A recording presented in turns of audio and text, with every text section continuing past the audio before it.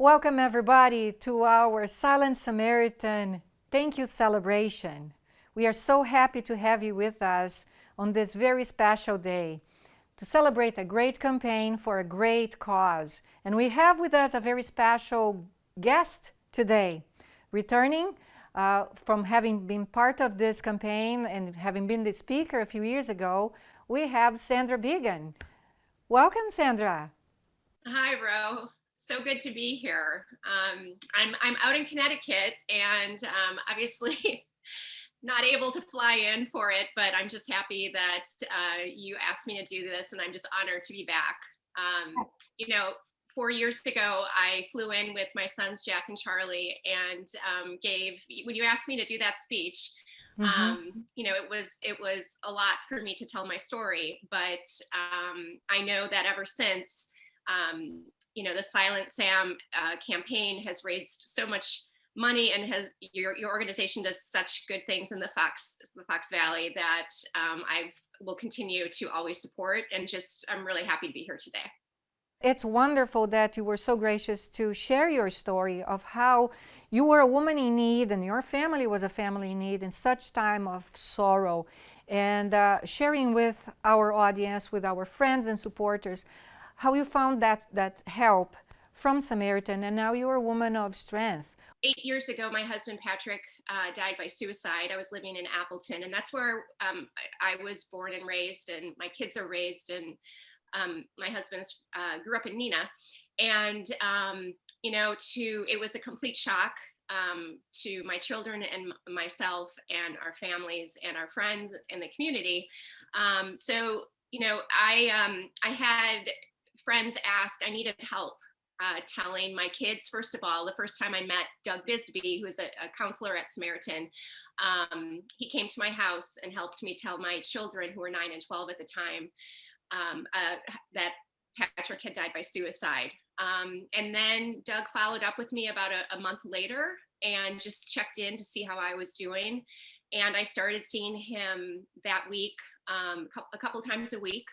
And until I moved out to Connecticut, which was about a year and a half later, I would see Doug maybe 2 times a week. And then my son Jack would also see him. And then Charlie saw someone else at Samaritan. So I always tell people that Doug saved my life and gave Jack and Charlie their mother back, because I hit a very dark time in my life after Patrick died, and Samaritan's work and Doug's help, it did give me my life back.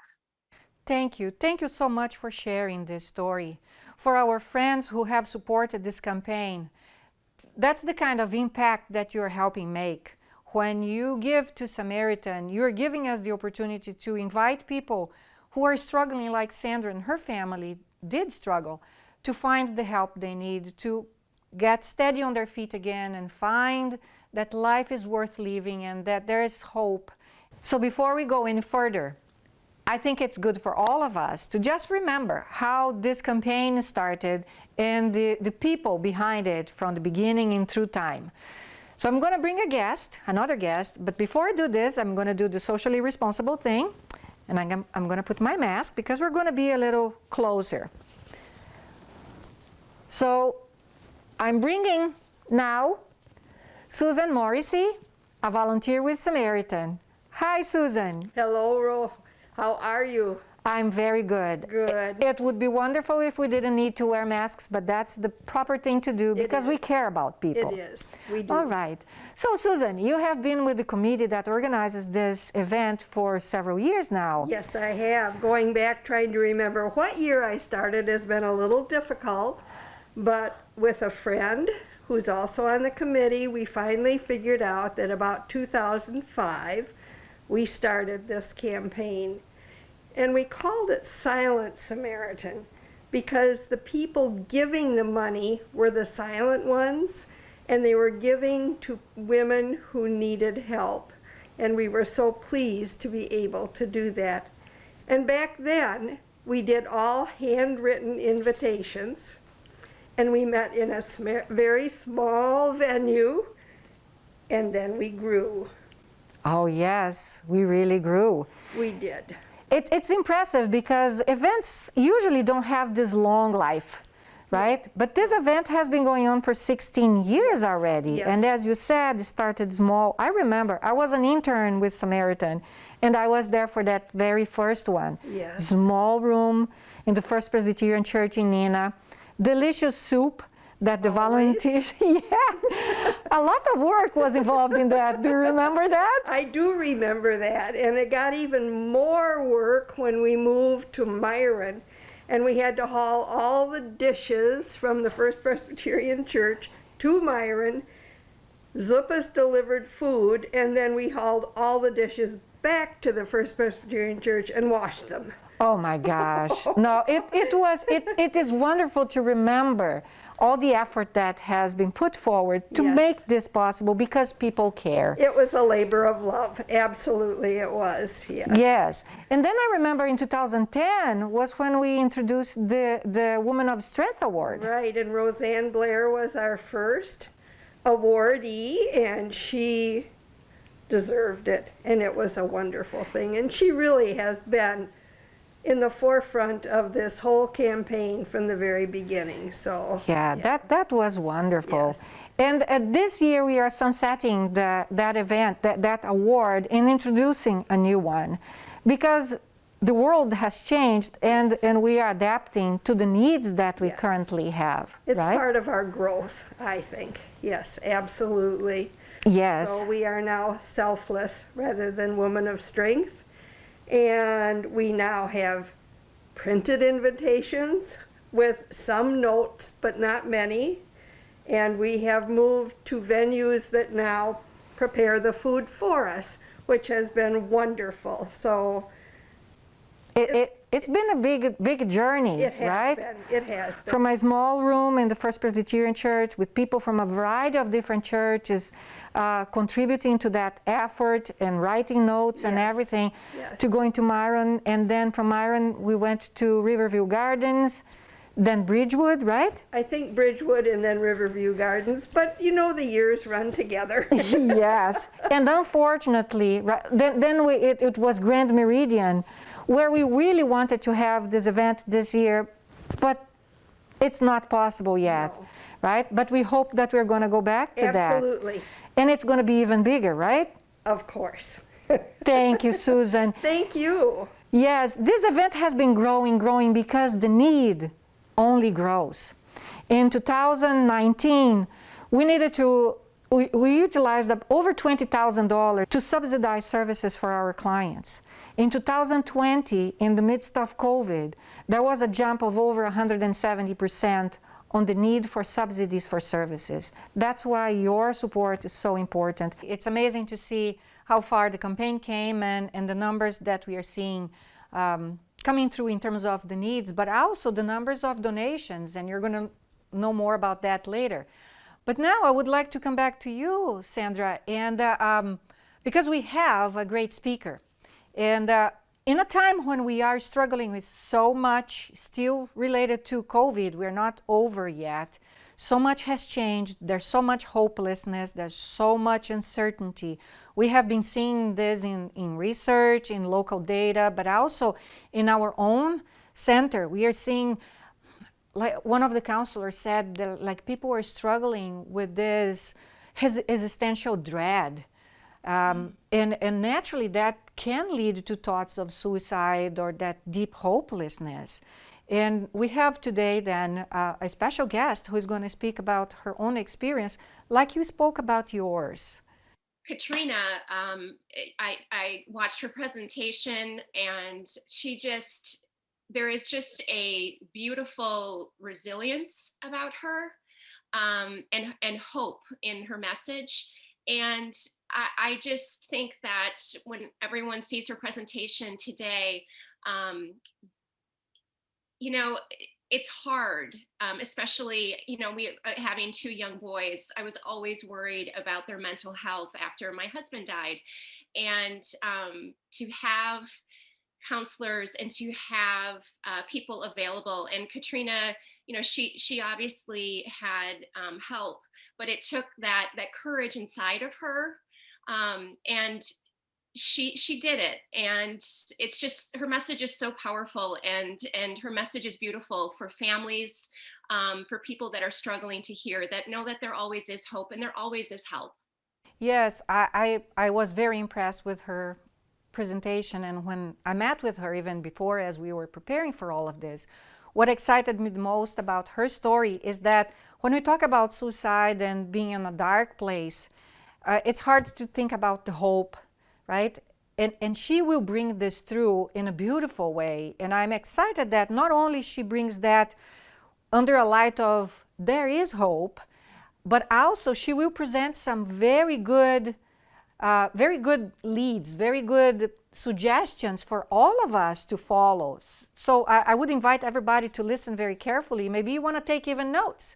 She's going to give us some very good lessons or things that we can do to help other people who might be struggling, or for ourselves. And the bigger one of them is about listening. A very special kind of listening when people are in a very vulnerable situation. And that's quite interesting for me, because as she focused on that fact of listening, I think about our campaign, which is the Silent Samaritan, because many times the people in need, they are silent. They are holding that all in. And we really need to have a very special kind of listening to hear when the words are not spoken. So I am excited to listen to her again with all of you. You know, just from experience, when I was dealing with depression and struggling in my grief, that was always the biggest thing, was that I had people to listen to me. And if I didn't, I don't know what would have happened. But having Doug listen to me, having other counselors, and I learned a lot. But Katrina, like you said, take notes today. She really did a beautiful job. I learned a lot from her. So about listening and the power of hearing and being present when you're listening to somebody, and that power could save a life. So I'm just amazed at her strength. So without further ado, it's an honor, an absolute honor, to present Miss Wisconsin contestant Katrina Major. Thank you, Sandra. Welcome, everyone. I want to start off today with a quote, actually a favorite quote of mine. "The bravest thing I have ever done is continuing my life when I wanted to die." Juliette Lewis. Good afternoon, everyone. My name is Katrina Major, and I am Miss Harbor City's 2020 and 2021 of the Miss Wisconsin and Miss America organization. Yes, you do see this right. I have a crown on my head. I'm wearing a sash. But today, I don't want you to think of me as a beauty queen or a princess. Today, I am just Katrina. Today, I am your daughter. I am your student. I am the local kid at the checkout counter. I am your sister, your niece, your friend, your average 22-year-old, just Katrina. Today, I want to share with you something that can be very tough to hear, can be very tough to share. It's vulnerable. You may look at me on the outside and think, ooh, Katrina, like I said, you have a crown on your head. You're not just this average person on the road, but I am. I'm not sharing the cover of my story today. I am sharing the inside of it. The good, the bad, and the ugly. Today, I share with you myself. I become vulnerable. I share my story for those who cannot share their story because they are not alive to do so. I share my story for those who are not ready to share their story yet. And I share my story for those who are going through it right now. Now, you might look at me and think, Katrina, you're a beauty queen. You have a crown on your head. You're a model. You're a realtor. You're a graduate from college. Why should I listen to you? Why did they pick you? What makes you an expert? Why are you here? I'm here to tell you that I am a suicide survivor, and I have a story to tell. Now, my story starts off much like anybody else's. I went through elementary school with a mental illness. I had anxiety. I struggled trying to tell kids what anxiety was. I struggled trying to explain to teachers who were 30 years older than me what anxiety was. And I didn't even really quite understand it myself. It's hard for anyone to have a mental illness, but it's definitely hard for a child to struggle with anxiety, ADHD, depression, PTSD, anything you can think of, because, for instance, a child of 10, 9, 8, they don't really understand what it is, and they don't understand why their mind isn't working like all of the rest of their friends. So as I went through elementary school, I had continuous bullying. It was hard to not understand what my mind was going through. and it was hard to be the odd kid out. As I went into middle school, the bullying continued. I didn't have a lot of friends. I was sexually assaulted in 8th grade by a classmate of mine, and I began to fall into the wrong crowd. As I went into high school, the bullying followed, but the depression started, the anxiety worsened, the sexual assaults continued to occur, and I felt so lonely. I was scared. I didn't understand what was going on. I didn't understand why me. So, like anyone might imagine, I turned to what most middle school, high school students do. They self-harm. I was cutting, I was burning, I was giving myself horrible thoughts in my mind. And I went through this every single day. Now, this oftentimes leads to low self-esteem, and let me tell you, it led to low self-esteem. But it also led to underage drinking. It led to smoking pot. It led to bad grades. It led to me fighting with my family, fighting with my friends, being angry all the time, and feeling so upset that I could never be happy. This began to snowball and snowball and snowball. And finally, I looked at myself in the mirror and I couldn't even recognize the woman that I was anymore. I really hated who I was. I hated that I let someone do something to my body that I didn't want. I hated that nobody respected who I was. I hated that I told myself I wasn't smart. I hated that I didn't think I was beautiful. I hated that I looked in the mirror and I didn't like what I saw. This takes such a toll on anyone's health, but especially on our youth who are struggling and going through puberty and the pressures that society puts on them to grow up and to try to be a young adult. And so one day during high school, when I was going into my junior year, I decided that it was too much. I decided that when I wasn't eating, when I wasn't happy, when I wasn't getting good grades, I wasn't who I wanted to be, and I truly wasn't happy, and I wanted to die. So that day, I overdosed. I had texted 3 friends that day, and I had told them what I was going to do, and only one of them showed up and believed me. I can still remember her coming into my room. I was sitting, going in and out of consciousness on my floor, and I remember her screaming at me, begging for me to stay. She cared about me. She wanted me on this earth. That was something that I never thought I would ever hear from someone, especially because I didn't want me. I didn't want to be on this earth. When my parents found us in my room, they took me to the ER and I spent about a week there. I got the treatment that I needed.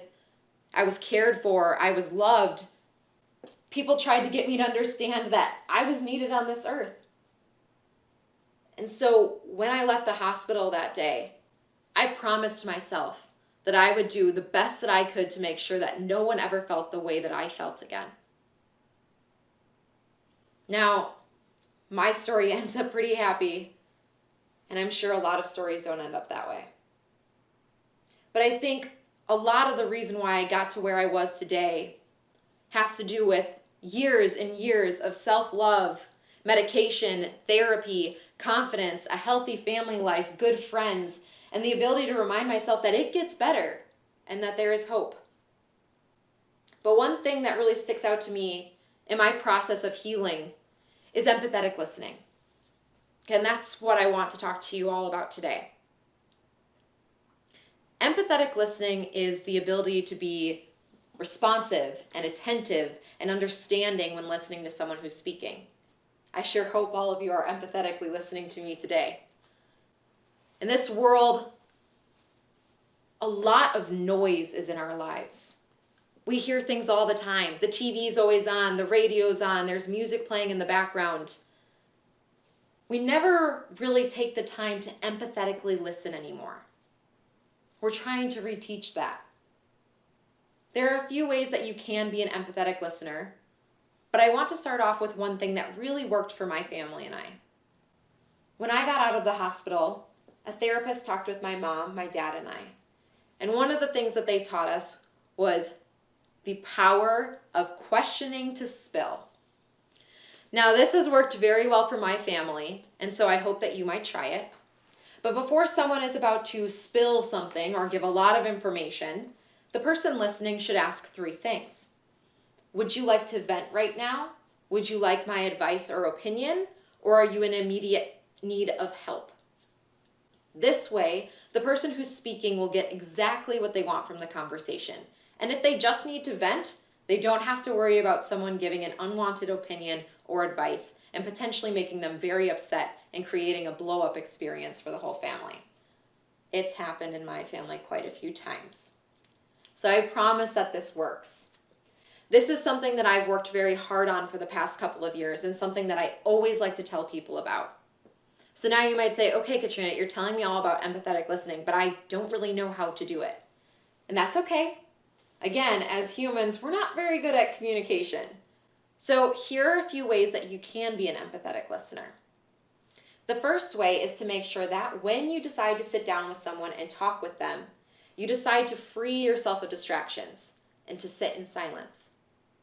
Come to them with the phone put away, turn the TV off, make sure you're not thinking about what you're going to be cooking for dinner tonight, and give them your full attention. The next thing you want to do is to make sure that you monitor the body language in the conversation. If someone's sitting there closed off and crossing their arms, looking down, they're probably anxious or worried. Do not reflect their body language. One of the best things you can do is open yourself out. Become open and outward and allow them to feel calm, collected, comfortable, and that you are trustworthy.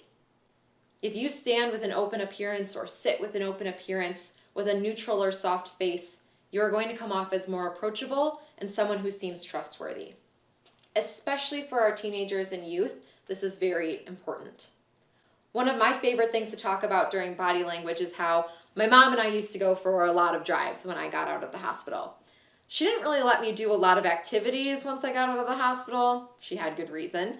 So we'd take a lot of drives, whether this was going to a modeling appearance, to college, to go to High Cliff for a walk.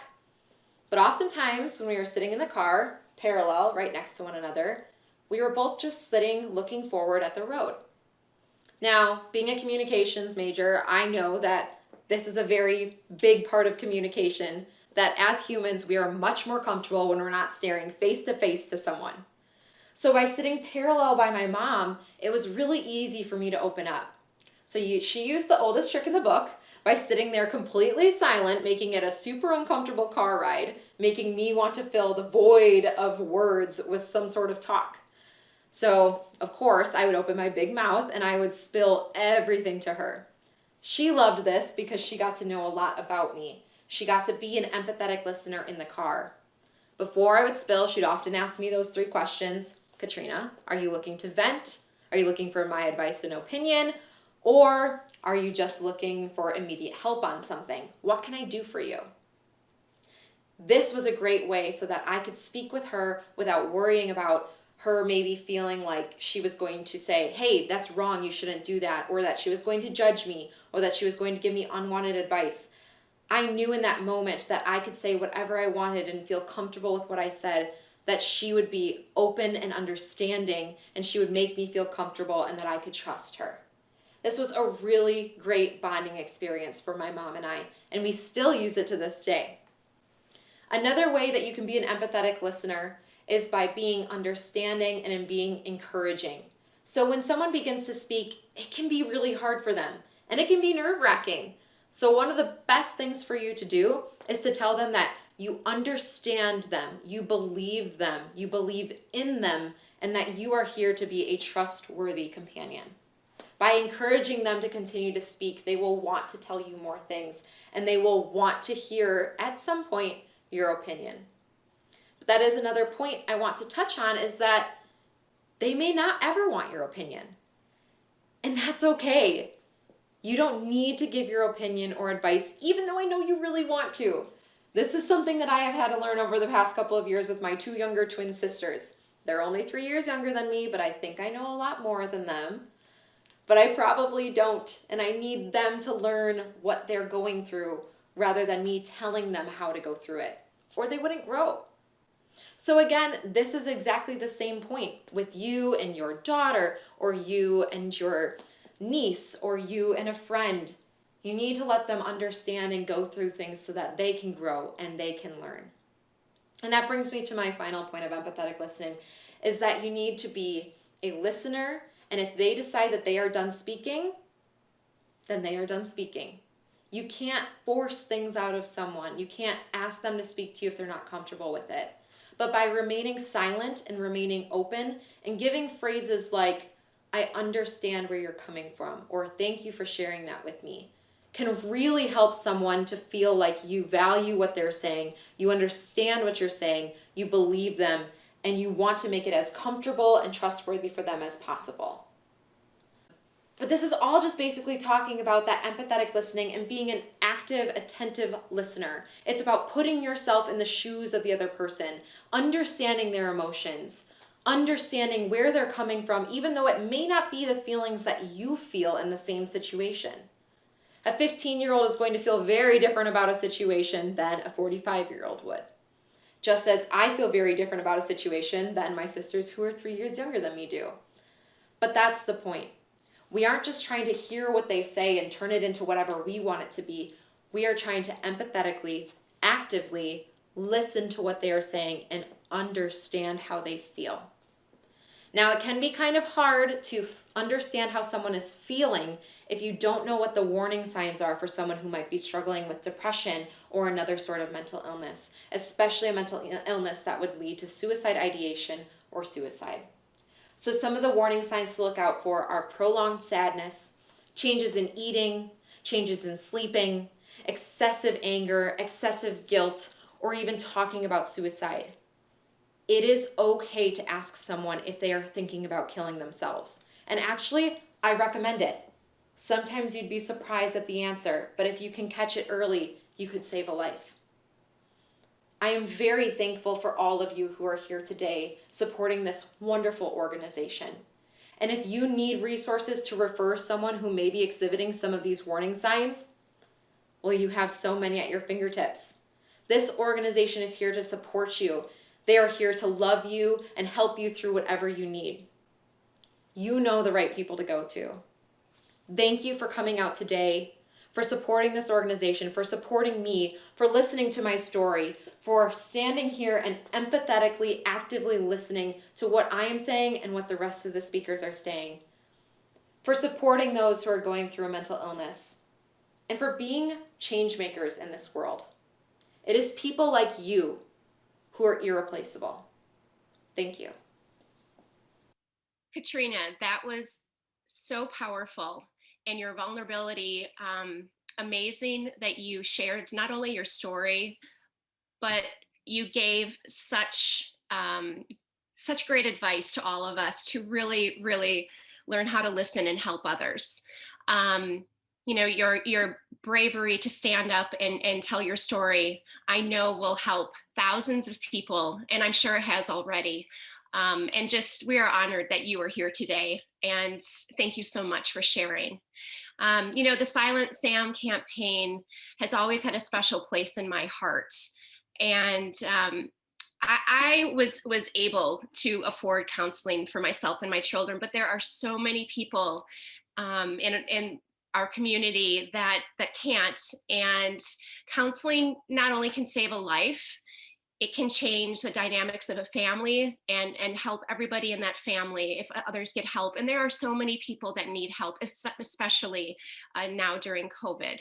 So if you can generously dig deep and share what you can. We also have a generous match, up to $15,000 match for the Silent Sam campaign. And just think of the power of that $15,000 that can help so many people. And again, just thank you for being here, and we appreciate any support that you can give. Thank you so much. Thank you, Sandra. Thank you for bringing all this together and reminding us that this is still the closing of a fundraising campaign. and that you are making the difference in the lives of thousands of people in the community when you choose to support Samaritan and support this campaign in particular. But this event is also about celebrating other Good Samaritans and other people who are making great difference in the community. Other people who have seen the vulnerability, who have seen the needs, and have gotten out of their way to meet those needs, to find people in their place of sorrow, in their place of hunger, in their place of pain, whatever it is, and do something about it. That's what is to be a Samaritan. And that's what is the core of our organization. See the need and do something about it. And you can be the Samaritan as you join us in a campaign like this by providing the resources so the services can be given to the people in need. And now we move on to our Selfless Samaritan Award. As I said before, this award comes to replace our Woman of Strength Award when we memorialized Connie Steele, who was our board president years ago and a woman of strength. Because the need has grown so much, we figured that we needed to also grow the reach of the recognition of the good that is in our community. The Selfless Samaritan Award recognizes individuals and groups, organizations who have gone above and beyond their dedication to their profession, co-workers, neighbors, and community, especially in the past year.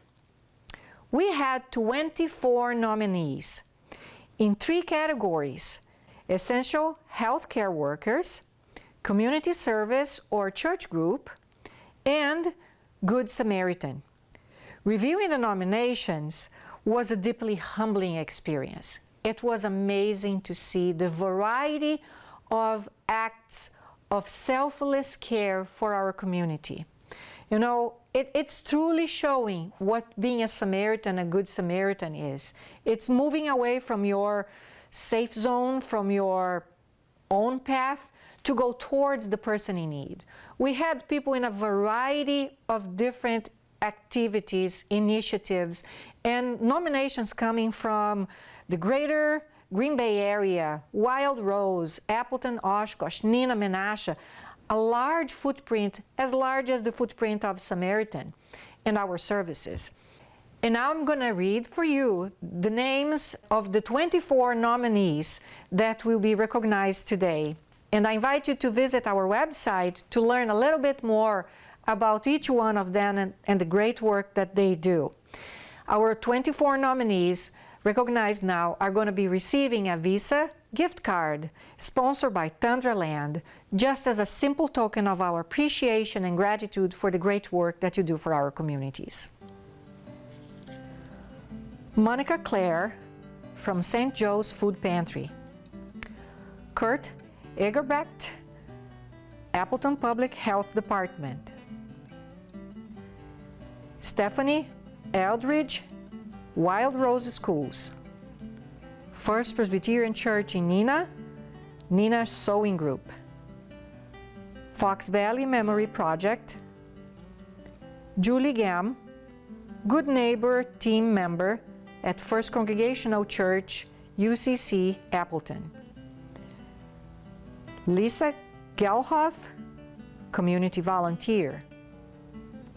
Patty Jacobson, a mask maker. Stephanie Bowers, Jake's Network of Hope. Jennifer Janas, COTS Women's Program in Appleton. Katie Kearney, PB&J's, Patrick Began, Neenah Joint Schools. Pastor John Kuski from St. Matthew Lutheran Church, Appleton. David and Jan LeCount, Sunday supper for 300 at their church. Nan Paul and her social services team and volunteers at Salvation Army of Greater Green Bay. Jeanette Potts, Prevent Suicide Fox Cities. St. Mark's Lutheran Church Food Pantry in Neenah. St. Vincent de Paul, Nina. Ronna Swift, Unitarian Universalist Fellowship member. Theta Care Mask Makers. Ana and Juan Valdez, community volunteers. Susie Van Ekren, swimming teacher to thousands of kids. Dan Vermeulen, Sleep in Heavenly Peace. The Village, Fox Valley COVID-19 Assistance Facebook Group. Kay Zastro and Sue Keckhaver, Bethel Lutheran Church, Green Bay. And now, for the moment we all have been waiting for, the winners. The essential healthcare worker is an individual who works in the healthcare field and has gone above and beyond in their dedication to their profession. This person has a passion for healthcare along with a personality that inspires others to step up to challenges. Nominated by Suzanne Lumsden, this person has served as a public health officer for 20 years. And on the eve of his retirement in March 2020, COVID struck. He then postponed his retirement and chose instead to lead Appleton to a healthier state, to healthier days. Susan said she was comforted by his clarity and resolve to solve the problems created by the pandemic. The 2021 Selfless Samaritan Award for Essential Healthcare Worker goes to Kurt Egerbrecht. Well, thank you. Thank you so much to Samaritan Counseling. I'm very familiar with the work you do, so receiving an award from this organization is very meaningful, knowing all the good work that your organization does year after year. I also want to thank the nominator on my behalf. It's very humbling to receive an award for healthcare, knowing the extra workload that so many have done on behalf of all of us in our community. When I think of the respiratory therapists and the nurses and the physicians that have been on this work for more than a year now, it's a recognition that this award is for all of them. And for public health too, it's been a long year in recognizing the work that we've done for contact tracing and mitigation strategies, and more recently the vaccination efforts in our community. So on behalf of everyone in healthcare, it's truly a humble experience to receive this on behalf of them, and I appreciate the award very much. We all benefit when service, nonprofits, or church groups respond to the needs of their communities. Whether expanding an existing service or creating a new service or outreach program based on a new or increased need found in the community. The 2021 Selfless Samaritan Award for Community Service or Church Group goes to the Fox Valley Memory Project. Nominated by Susan McFadden, this group serves people living with dementia and their care partners. After the pandemic shut everything down, they transitioned to using Zoom to continue their memory cafe twice a week. Each cafe has a different creative theme for their virtual field trips and include gift bags, lunch, and souvenirs. A recent trip to the Northwoods included a package of Girl Scouts s'more cookies. I'd like to start off by just thanking Samaritan's Counseling Center. They're an awesome organization here in the Fox Valley that provides mental health services to a number of different individuals, organizations. They do great work. It's a true honor to receive their Selfless Samaritan Award, and as a result of the nomination from Susan McFadden, who was one of the founders of Fox Valley Memory Project. When the pandemic hit, it changed everybody's lives, every organization's lives. They had to pivot. They had to move from what they did in person to move to online. At first, we figured out how to quickly do it, but we soon learned that we couldn't just do online programs that were passive. We had to have them continue to be interactive like the in-person programs were before the pandemic. We had to keep our chorus going and make that interactive. We had to keep our memory cafes going make those interactive. We actually delivered activity kits to people's homes ahead of the cafes that we streamed on Zoom, and then people could actually participate. We took people virtually to like Door County, to the new zoo in Green Bay, and up to Moon Beach. Those were awesome events where people could actually not only see the place online, but we dropped off materials, items from those areas to make the experience more real. Social isolation is an issue for everybody with dementia. And in the pandemic, that situation worsened tremendously. We were able to, as a result of help from our board members, Dr. John Barkmeyer, Jonathan Kraus, our program manager, Harper Smith, we have over 80 volunteers at different points in time that have helped us either do our programs and even delivering items to people's homes. It's been a great outreach from people in the community to keep helping people that are living with dementia and their caregivers. So we want to continue these efforts. We are honored to receive this award, and we thank Samaritan's Counseling, Susan McFadden, and most importantly, we thank all the people that are helping people live with dementia here, live well, live safe, and help their caregivers provide that great care to their loved ones. Thank you so much. Our last award, the Good Samaritan Award, recognizes a person who makes a positive impact at work, in their neighborhood, or at a community nonprofit organization. This year's winner, and the very first winner of the Good Samaritan Award, believes every child deserves their own bed. No child should sleep on the floor in our town.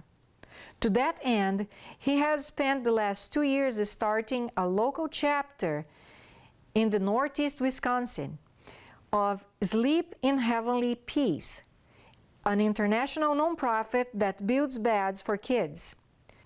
Using donated materials and labor, to date the local chapter has built 66 beds in 3 builds and hopes to have another build this summer. Dan also procures the mattresses and bedding, including pillows. He stockpiled all the materials at his home until Emerluck's company helped them secure a building in the pier. So I just want to thank you for this award. It's certainly not something that I expected, and it takes a group effort to do something like this. We brought the Sleep in Heavenly Peace chapter to the Green Bay area, started in February of this year. It started a little bit earlier than that. For the last 2 years I was driving down to Portage to help that chapter out and build beds down there for kids who are sleeping on the floor or sleeping with a parent or another child or some situation where they don't have a bed of their own. So about 2 to 3% of the kids in the United States are in that situation right now, which is a little hard to believe. It's something we really don't talk about. Number one thing that people worry about is we got to get food, shelter, roof over their heads, car to get to work, but the bed is kind of the last thing on the list, so it kind of goes unnoticed. It's not something that anybody talks about, so it's real important for us to get the kids into a bed so they get a good night's sleep, they can perform much better in school, they're well rested, and become a good part of our society. So we started our chapter in February. We built 20 beds in February, delivered all those beds within 2 weeks. We recently built another 40 beds. We'll be delivering 8 beds tomorrow and probably another 8 within the next week. So if anybody knows of a child that needs a bed in the Green Bay area, reach out to shpbeds.org. We can, from there, there's a button on there to request a bed. We'll get notified. We'll get you taken care of and get that child in a bed. Again, I just want to thank everybody for this award. It's not something that I expected at all or really anticipated, so I appreciate that. What excitement, huh? 3 great winners, great organizations, great work. But our excitement is not over yet because we still need to reveal to you where we are with our goals, our fundraising goals for this event. So drum roll, please. Wow, wasn't that an amazing program?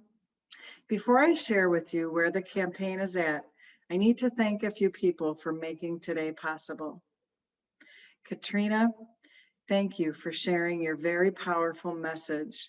Your compassion, courage, and transparency are truly inspirational. Sandra Began, thank you for your continued encouragement and support. To the Silent Samaritan Campaign Committee, Mary Badoon, Kathy Mahoney, Susan Morrissey, Ann Lurkey, and Barb Raymaker, who give tirelessly of their time, talent, and treasure year after year to make this campaign possible. Hopefully, we're back in person next year. Thank you to our Executive Director, Hosantula Berbert, for your fearless leadership. To Kim Davis, who coordinated the program and pushed us into technology we've never used before. And to Tom France, who went above and beyond the scope of this project. Finally, and most importantly, to each of you for joining us today, and to the anonymous donor who made the $15,000 match. As of Monday, May 3rd, there were 91 donors who invested in the Silent Sam campaign. Because of your compassion and generosity, we will be able to offer subsidized care to hundreds of people who wouldn't otherwise seek our services. If you wonder if it matters, remember Katrina, remember Sandra and Charlie and Jack. Remember those who haven't even come to Samaritan yet, and remember you made their care possible. As of Monday, we are almost there. We've raised $14,595. So we are closing in on the $15,000 match. Remember, our goal is $40,000. We know this is a stretch. Consider that we have already served nearly half as many clients in the first quarter of 2021 as we did in the first half of 2020. As Ro mentioned, May is Mental Health Awareness Month. If 1 in 4 adults suffer from a diagnosable mental disorder, chances are very good you know someone in that category. And truthfully, it impacts every single one of us on a daily basis. Think coworker, family member, neighbor, friend. So here's the challenge. Can you reach out to one person on Samaritan's behalf and invite them to invest in the mental well-being of our community? It's simple to do, and we all benefit. A gift in any amount will make a huge impact. They can donate on our website, they can email me or Kim, or they can drop a check in the mail and write Silent Sam in the memo line. It's that easy. Thank you again for joining us today and for your continued support. Well, all good things come to an end, and we are closing then our 2021 Silent Samaritan campaign Thank You celebration. Thank you so much for being with us today, Sandra, reminding us that we are all together united as Samaritans in our mission to connect mind, body, and spirit so individuals, families, organizations, and communities thrive. Thank you so much for being a strong supporter of Samaritan, and I hope you feel encouraged to continue to support us throughout the year. Thank you.